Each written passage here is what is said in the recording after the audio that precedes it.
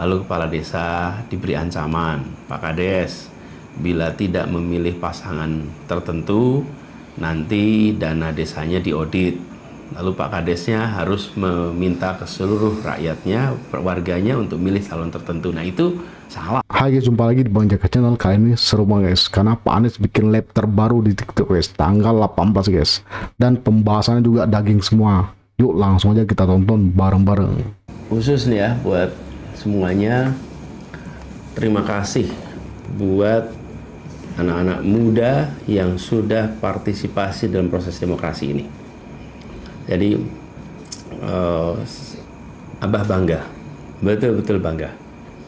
Abah bangga dengan anak-anak semua yang terlibat dengan semangat yang tulus, keinginan melakukan perubahan yang serius, kerja-kerja yang nyata, walaupun nama tak terlihat, tapi karya-karyanya terasa, dan semua mengkampanyekan perubahan untuk kebaikan kita.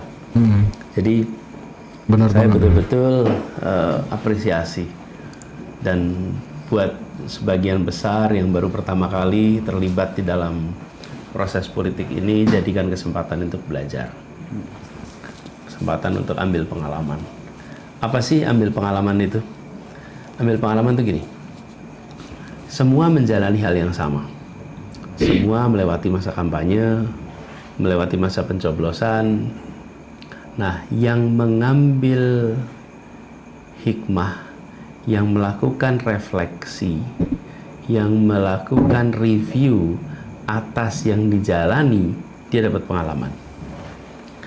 Jadi walaupun sama-sama menjalani kampanye, tapi kalau tidak ambil refleksinya, tidak ambil hikmahnya, maka dia nggak dapat pengalaman, cuma dapatnya perjalanan.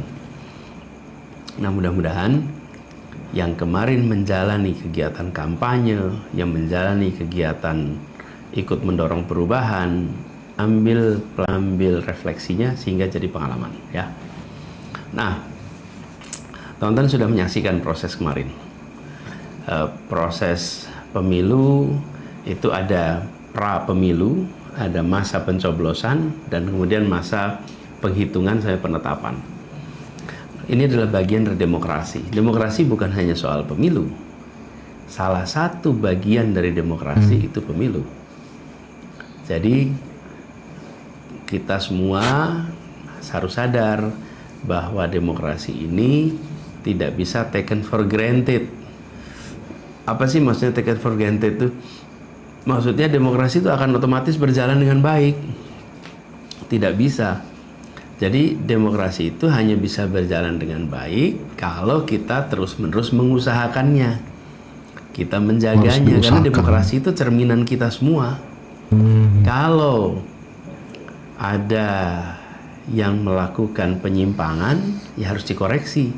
Karena kalau melakukan penyimpangan dan dibiarkan, maka dia akan merusak proses yang sedang terjadi.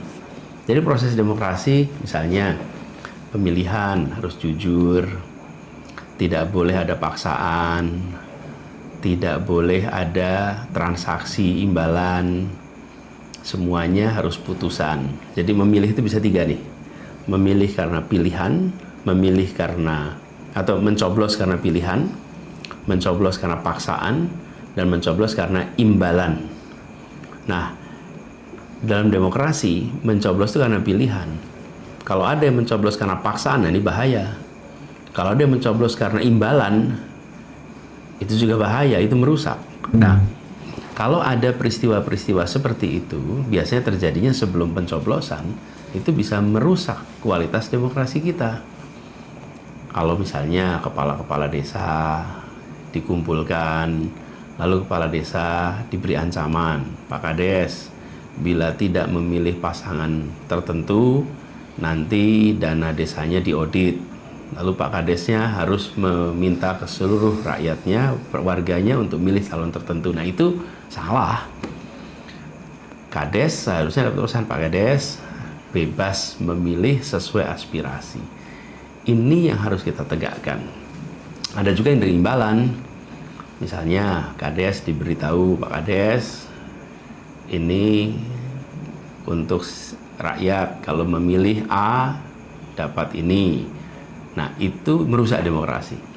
Nah, ini contoh-contoh di mana proses pemilu menjadi tidak mencerminkan pilihan, tapi mencerminkan tekanan dan mencerminkan imbalan. Nah, ini yang bisa mengganggu kualitas demokrasi kita. Jadi, ketika tadi saya bilang demokrasi itu harus dijaga, jangan sampai ada yang melakukan penyimpangan yang bisa membuat kualitas proses pemilihan menjadi menurun karena hasilnya tidak mencerminkan keinginan rakyat, tapi mencerminkan tekanan-tekanan atau imbalan-imbalan yang diberikan. Nah, ini tanggung jawab kita bersama.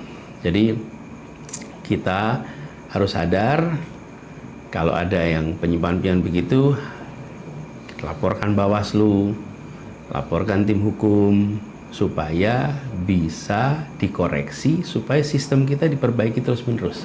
Jadi saya bilang kemarin sama teman-teman, kalau kita menemukan penyimpangan, menemukan kekurangan, itu bukan soal mau membolak-balikan hasil, tapi kita ini bagian dari gerakan perubahan. Kita ingin pemilu kita lebih baik, lebih jujur, lebih bersih, lebih fair, lebih transparan.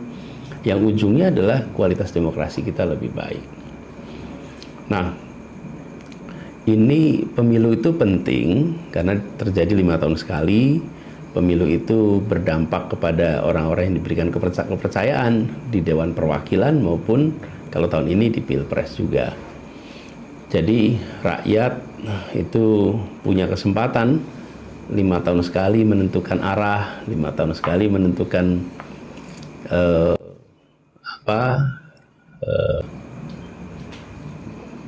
prioritas. Gitu, Jangan sampai itu terganggu. Kita hormati. Jadi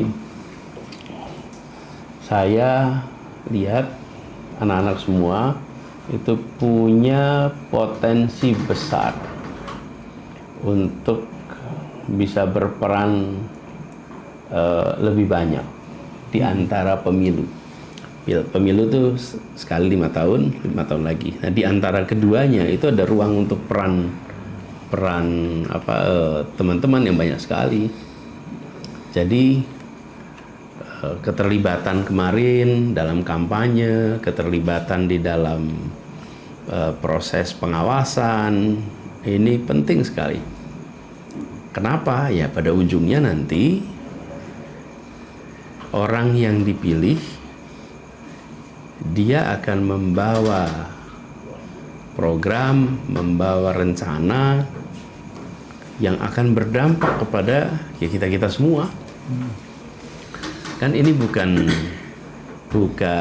seperti pertandingan sepak bola yang siapapun yang menang tidak bawa dampak kepada kehidupan kita kecuali bahagia karena yang didukung menang. Benar nggak, Mik? Benar. Kalau dalam satu kompetisi demokrasi, dampaknya pada kebijakan. Jadi kita harus serius. Iya. Dan nyambung ke yang Abah tadi bilang, kan kita bisa berpartisipasi tidak hanya 5 tahun sekali, tapi kita bisa berpartisipasi di antara 5 tahun tersebut, di mana setelah pemilu, setelah adanya calon presiden yang kepilih sebagai presiden selanjutnya, siapapun itu, kita sebagai rakyat Indonesia juga punya kewajiban untuk menjaga demokrasi kan, dengan cara memastikan bahwa suara rakyat terus didengarkan, kebijakan-kebijakan yang dipilih itu memihak kepada rakyat. Kan hal-hal seperti itu juga bukan dilakukan di akhir atau di awal periode saja, itu dilakukan sepanjang bertugas. Ya. Jadi kita yang mungkin baru mulai terlibat atau yang sudah lama terlibat, kita PR-nya masih panjang ini. Kita perjuangannya tidak di sini saja, teman-teman. Kita harus terus berjuang, kita harus terus menjaga demokrasi dalam Indonesia, karena kalau bukan kita siapa lagi? Asik. Ya, Bener gak Bah? Betul. Kalau bukan kita siapa lagi? Kalau bukan sekarang, kapan lagi? Iya. Dan So get involved. Dan ya itu, tadi Abah juga udah mention kalau demokrasi nggak bisa kita taken for granted. Kita emang harus berjuang panjang. Kita proses ini panjang, tidak instan. Dan apapun yang kita usahakan, apapun yang kita perjuangkan, insya Allah nanti dijawab. Tapi kita nggak bisa menentukan kapan, kita nggak bisa expect tiba-tiba besok demokrasi sudah benar semua. Tapi jangan sampai hilang harapan juga teman-teman, karena perjuangan pasti ada jawabannya. Kayak di Indonesia juga pasti ada beberapa contoh kan Bah, dimana perjuangan tuh prosesnya panjang, dimana anak-anak muda, rakyat Indonesia sudah berjuang bergenerasi, antar generasi, memperjuangkan Indonesia. Ya. Dan ini teman-teman sekalian, jadi ketika kita sekarang menikmati demokrasi ini ya, kebebasan memilih segala, ini harus kita jaga. Ada masa di mana orang pengen punya kebebasan memilih. Waktu itu kita ada periode kita nggak bebas milih loh. Partainya cuma 3. Kemudian udah diarahkan pemilu itu seperti teater aja. Walaupun zaman Soeharto penghitungan suaranya itu benar, tapi sebelum sampai TPS udah diarahkan, ada tekanan, ada paksaan.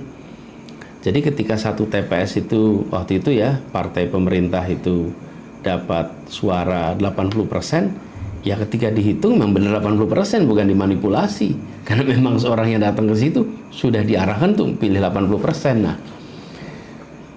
jangan sampai sekarang kita sudah bebas, tapi pola-pola seperti itu muncul, karena itu mengganggu proses demokrasi kita. Itu harus kita jagain sama-sama.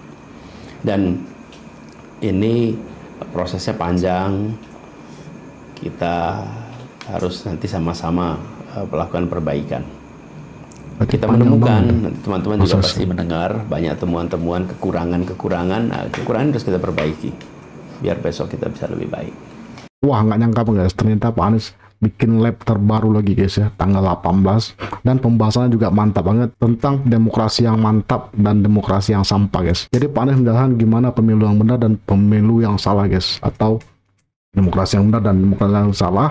Dan semuanya udah jelaskan dengan sangat terang benderang, dengan ciri khasnya yang adem, kalem, penuh santun guys. Ternyata sama aja guys ya, si Mikael juga orangnya sopan, bikin adem gitu guys ya, rinci banget guys, enak banget guys kita mendengarkannya, dan sangat mudah kita serap ilmunya guys.